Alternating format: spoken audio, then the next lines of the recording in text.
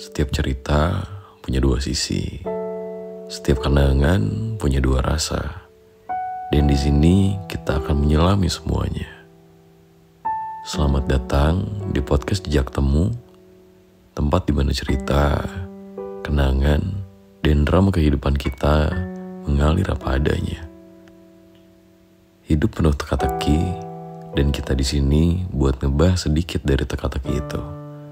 Jadi, mari kita mulai cerita di malam hari ini. Semoga dengan mendengarkan cerita ini bisa menjadi penghantar tidur buat kamu yang sedang susah tidur.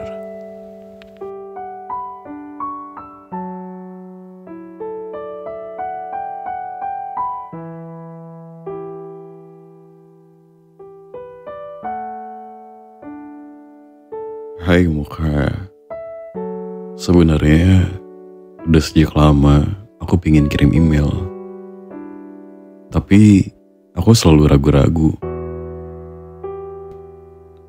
Aku takut banget bakal banyak yang hujat gaya hidup aku. Aku memang bukan orang baik.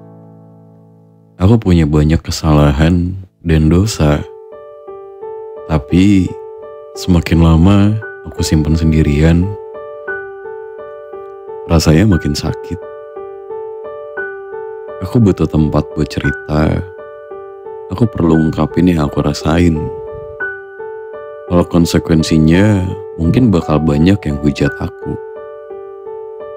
Aku single mom yang merantau ke ibu kota. Mengadu nasib sekaligus menghibur diri setelah gagal sama rumah tanggaku.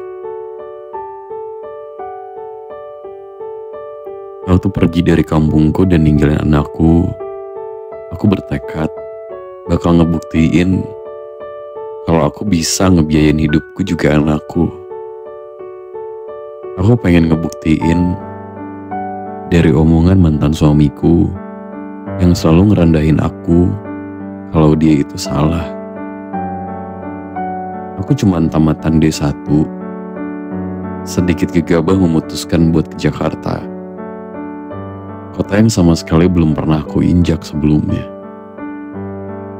Ternyata nyari kerja di kota ini gak gampang. Apalagi dengan modal ijazah D1. Melamar sana sini, tapi gak ada satupun yang diterima. Long story short, aku ditawarin gabung sama sebuah band yang salah satu personilnya tuh temennya temenku. Mereka bilang jenis vokalku cocok sama band mereka. Karena aku butuh uang, aku terima aja daripada nungguin panggilan kerja yang gak pernah ada. Bersama band ini, aku sering ngisi acara-acara wedding, anniversary, dan lain-lain. Tapi panggung tetap kita itu di salah satu lounge dan bar di daerah Jaksel. Setiap malam kita pasti perform di sana. Hasil dari band itu bisa dibilang lumayan banget. Gak cuman cukup buat biaya hidup di Jakarta, tapi aku juga bisa biayain anak dan keluarga aku di kampung. Di tahun kedua aku gabung di band, aku kenal sama satu cowok. Aku ketemu sama dia pas acara Halloween di salah satu klub. Bandku dan band dia sama-sama jadi pengisi acara di sana. Kebetulan aku kebagian slot sebelum bandnya dia.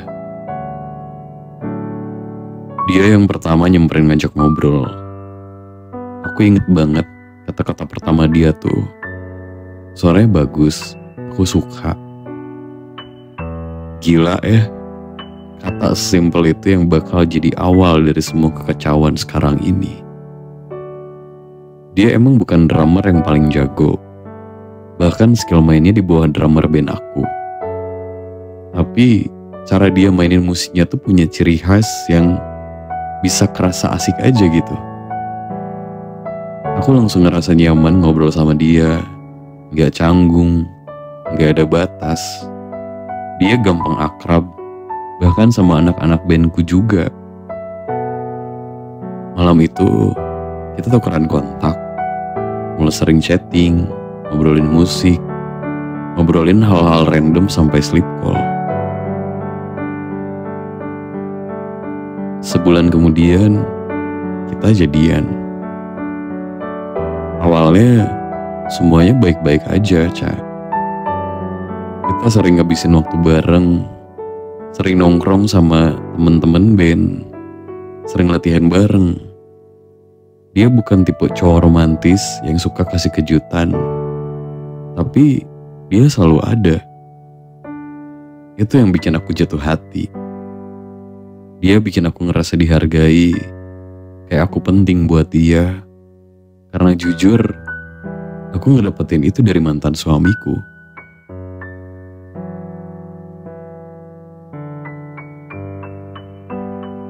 Tapi semua itu mulai berubah setahun ke belakang.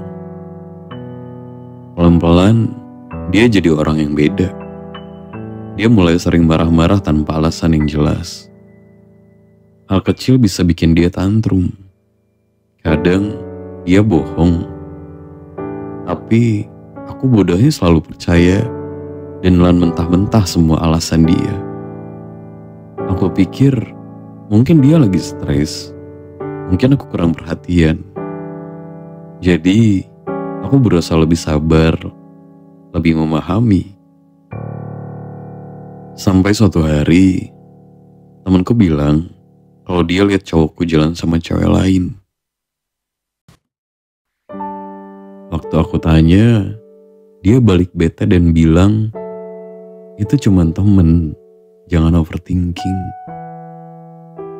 Dia bilang, aku harus ngerti kalau di dunia kerja kita emang kayak gini. Wajar cowok cewek dekat. Aku diem, Cak. Aku percaya aja. Karena aku pikir dia benar. Ya tau lah dunia malam kota Jakarta kayak gimana. Tapi makin lama dia makin berubah. Dia gak cuma gampang marah, tapi juga mulai sering kritik aku. Gak ada yang benar di matanya. Cara aku berpikir, sikap aku, bahkan baju yang aku pakai pun dia komentarin. Kalau aku protes, dia bilang aku terlalu sensitif. Dia bilang aku terlalu sensitif. Dan bodohnya, aku nurut. Aku pikir kalau aku berubah, dia bakal lebih sayang sama aku. Ternyata gak peduli seberapa keras aku berusaha, tetap aja gak cukup buat dia. Dia mulai ghosting, ngilang berhari-hari, bahkan sampai sebulan. Aku chat gak dibales, aku telepon gak diangkat. Aku ke kosannya, dia gak ada. Aku ke tempat kerja dia juga gak ada. Aku gak tahu dia beneran gak ada atau sengaja ngindar. Tiap kali dia balik, dia datang seolah gak pernah terjadi apa-apa. Seolah dia gak pernah ninggalin aku gitu aja. Dan aku cuma bisa bersyukur karena dia balik. Puncaknya di bulan November kemarin.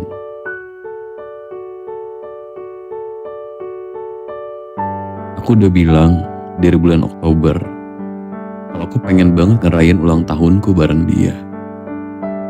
Karena emang kita udah bisa ngerayain hari-hari spesial bareng. Waktu itu dia juga udah setuju. Aku langsung booking tiket, tempat buat dinner, buat staycation, semuanya. Tapi seminggu sebelum kita berangkat, dia mulai susah hubungin lagi. Ngilang lagi. Aku masih berharap, Ca. Masih yakin kalau dia bakal muncul. Tahun-tahun sebelumnya, dia gak pernah lupa. Bahkan ulang tahunnya sendiri pun, kita selalu rayain berdua. Jadi aku tetap nungguin dia. Tapi, sampai hari keberangkatan, dia tetap gak ada kabar. Dan akhirnya, aku pergi sendirian. Aku Aku naik pesawat sendiri, sampai di Bali sendiri, ngerayain ulang tahun sendirian di kota orang yang bahkan aku gak punya satu temen pun di sana. Yang lebih nyakitin, aku masih berharap dia bakal nyusulin aku. Padahal buat makan dan jajan aja dia sering minjem, bahkan minta uang ke aku. Kalau secara logika, mana mungkin dia mau beli tiket pesawat sendiri dan nyusul. Ternyata bener, sampai hari terakhir di Bali, dia sama sekali gak datang. Dia bikin aku rayain ulang tahunku sendirian. Aku pulang dengan hati yang kosong. Aku masih bisa tahan. Sampai seminggu kemudian, dia datang ke kosku bawa kue kecil dan minta maaf. Dia bilang dia harus pulang kampung karena mamanya sakit. Apanya rusak. Situasi di sana chaos. Aku yang masih cinta akhirnya percaya lagi. Kita baikan, kita habisin waktu bareng seharian, bahkan HS berkali-kali. Kayak gak pernah ada masalah apa-apa sebelumnya. Tapi seminggu setelahnya, temanku kirimin foto pacarku itu. Dia ada di tempat kerjanya, duduk sambil mangku tante pemilik tempat itu. Aku emang gak akrab sama tante itu, tapi aku cukup kenal karena beberapa kali aku pernah perform di tempat dia. Tante itu emang easygoing dan friendly sama semua orang. Tapi kalau udah pangku-pangkuan gini, udah gak wajar kan? Di situ aku mulai curiga, mulai cari tahu. Aku pakai akun IG temenku yang temenan sama tante itu. Aku stalking abis-abisan buat ngejawab semua perasaan aku. Dan dari sana semuanya terungkap. Tiap kali dia ngilang, ternyata dia lagi sama tante itu. Bahkan di hari ulang tahunku, yang seharusnya kita rayain bareng di Bali, yang dia bilang dia pulang kampung karena mamanya sakit, ternyata dia bohong. Waktu itu, dia ke Thailand sama tante itu berdua aja. Dia ninggalin aku di hari ulang tahunku, dan lebih milih pergi sama tante itu daripada aku. Dari foto-foto yang diposting tante itu, semua juga tahu kalau mereka lebih dari temen. Aku gak langsung konfrontasi. Aku butuh waktu buat mencerna semua ini. Aku butuh waktu buat sadar kalau selama ini aku dibodohi. Tapi akhirnya aku chat dia, kasih semua bukti yang aku punya. Aku pikir dia bakal ngerasa bersalah. Tapi tahu nggak, Cak? Dia bilang apa sama aku? Ya udah, kalau kamu udah tahu mau apa? Kayak semua yang aku kasih ke dia selama ini tuh nggak ada artinya. Itu hari terakhirku komunikasi sama dia. Aku blok dia di mana-mana. Aku tahu kalau aku masih kasih celah, dia bakal balik lagi dengan sejuta alasan. Aku udah cukup jadi boneka dia, udah cukup jadi orang yang selalu ada buat dia, sementara dia gak pernah ada buat aku. Jujur, aku sendiri masih susah buat percaya kalau akhirnya aku benar-benar berpisah dari dia. 5 tahun, Cak. 5 tahun aku ngabisin waktu sama dia, ngelewatin banyak hal, ngerasain jatuh bangun bareng, dan sekarang semua itu ternyata bullshit. Sampai sekarang aku masih berusaha move on. Masih ada saat-saat dimana aku tiba-tiba kepikiran dia. kepikiran gimana kalau dulu aku lebih tegas. Tapi aku sadar, aku gak kehilangan dia. Aku justru terbebas dari dia. Sekarang ini, orang-orang di sekitar aku nyaranin buat viralin mantanku sama tantenya itu. Mereka juga nyuruh aku buat nagih hutang-hutang mantan aku yang belum dia bayar ke aku. Jujur, Cak, aku gak yakin. Menurut Mocha, aku harus kayak gimana?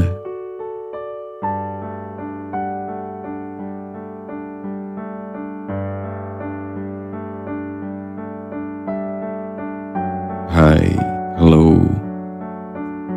Pertama, Mocha mau ucapin makasih buat kamu udah berani cerita dan milih Mocha buat jadi teman cerita kamu. Mocha tahu ini pasti berat banget buat kamu. Dan Mocha cuma bisa bayangin gimana capek dan sakitnya kamu ngelewatin semua ini. Tapi sebelum kita bahas langkah selanjutnya, aku mau bilang sesuatu dulu. Kamu bukan orang jahat. Kamu bukan orang yang pantas dihujat cuman karena pilihan hidup yang kamu ambil buat bertahan. Jangan biarin siapapun, termasuk suara kecil di kepala kamu, buat bikin kamu ngerasa sebaliknya.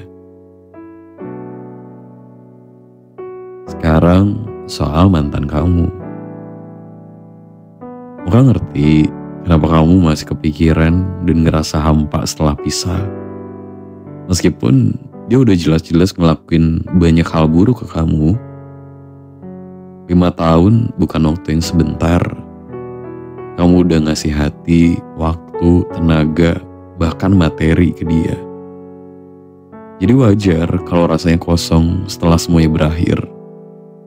Tapi Mocha suka banget sama kalimat kamu ini. Aku gak kehilangan dia, aku justru terbebas dari dia. Exactly, bukan kamu yang kehilangan dia, tapi dia yang kehilangan kamu. Karena Mocha yakin kepergian dia dengan cara kayak gini tuh kayak beban yang akhirnya lepas dari kamu. Maaf kalau Mocha harus bilang kamu lebih baik tanpa dia. Dan Mocha harap suatu hari nanti kamu bisa bener-bener percaya itu. Bukan sekedar cuma nulis di sini aja. Soal nagih hutang dan viralin dia, Mocha ngerti banget. Pasti ada rasa atau keinginan buat kasih pelajaran ke dia. Biar dia ngerasain sakitnya. Tapi pertanyaannya, apa itu bakal ngasih kamu perasaan lega? Apa itu bakal bikin kamu lebih tenang? Kadang balas dendam gak selalu bikin kita puas loh. Malah bikin kita makin kayak terjebak di masa lalu. Kalau kamu nagih hutang dan dia bayar, itu bagus. Tapi kamu juga harus siap dia bakal ngegas, balik, bakal ngeles atau bahkan bikin drama baru. Kalau kamu viralin dia, bisa aja bikin dia kena batunya. Tapi ada konsekuensi lainnya juga. Apa kamu udah siap kalau bakal kebawa pusaran drama yang lebih besar lagi? Jadi, kalau Mocha boleh kasih saran, lebih baik fokusin energi kamu buat hal-hal yang lebih berharga. Misalnya ke diri kamu sendiri. Kamu udah ngelewatin banyak hal berat. Kamu masih berdiri sampai sekarang. Itu bukti kalau kamu itu kuat. Pakai waktu ini tuh buat pulih, buat nyembuhin diri sendiri. Kamu gak perlu balas dendam buat menang. Karena sebenarnya saat ini pun kamu udah menang. Menang karena akhirnya kamu bisa lepas dari cowok yang gak tulus sama kamu, cowok yang gak bisa sayang ke kamu, sama besarnya kayak kamu sayang ke dia. Kamu udah cukup menderita karena dia. 5 tahun bukan waktu yang sebentar. Tapi jangan biarin sebab buruk merusak keseluruhan buku hidup kamu. Orang yang beneran sayang gak akan ninggalin, apalagi bohongin kamu berkali-kali.